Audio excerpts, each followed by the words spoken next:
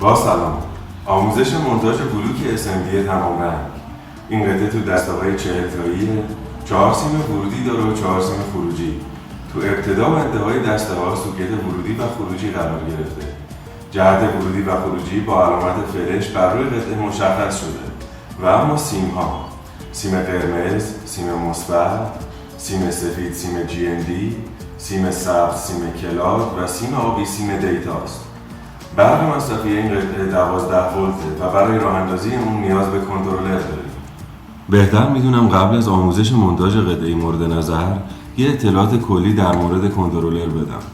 این کنترلر T1000S 4 دکمه قرمز رنگ داره، دکمه اسپید منفی برای کاهش سرعت نمایش افکت، دکمه اسپید مثبت برای افزایش سرعت نمایش افکت، دکمه مود برای زمانی که چند تا برنامه رو همزمان در یک رم بریزیم و با این دکمه برنامه رو انتخاب کنیم، و دکمه ست برای ذخیره کردن تغییراتی که با بقیه دکمه اعمال کردیم از این دکمه استفاده میکنیم.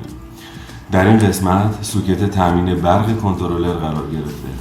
این کنترلر قابلیت روشن شدن با برق 5 تا 24 ولت داره و ما میتونیم با توجه به برق مصرفی قطعه مورد نظر به کنترلر هم برق بدیم.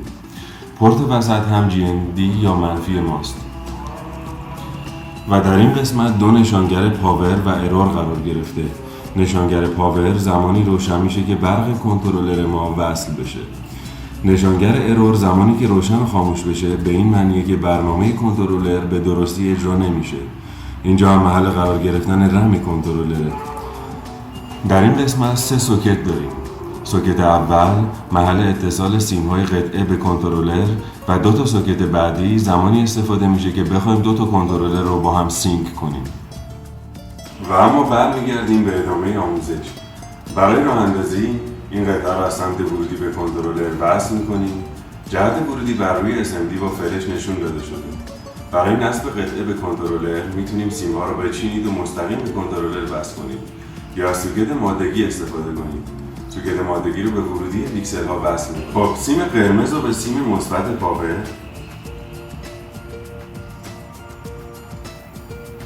سیم سفید و آبی رو به هم بسته و به خروجی GND کنترلر وصل می‌کنیم.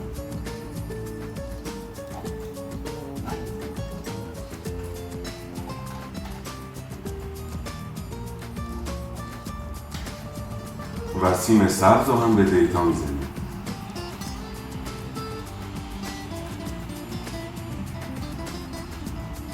برای برق کنترلر سیم مثبت رو به ورودی 7.5 تا 24 ولت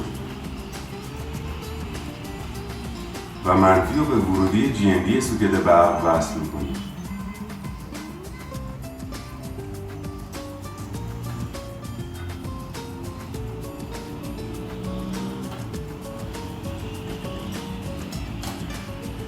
برای نمایش برنامه رم رو وارد کنترلر می‌کنیم.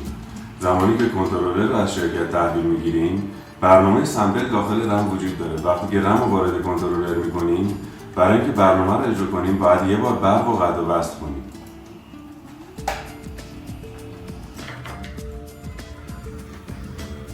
برای وصل کردن دسته دوم به دسته اول، خروجی دسته اول رو به ورودی دسته دوم وصل میکنیم و برای تامین برق دسته دوم از منبع تغذیه به سیم مثبت و منفی که از کنار سوکت خارج شده برق وصل می‌کنیم.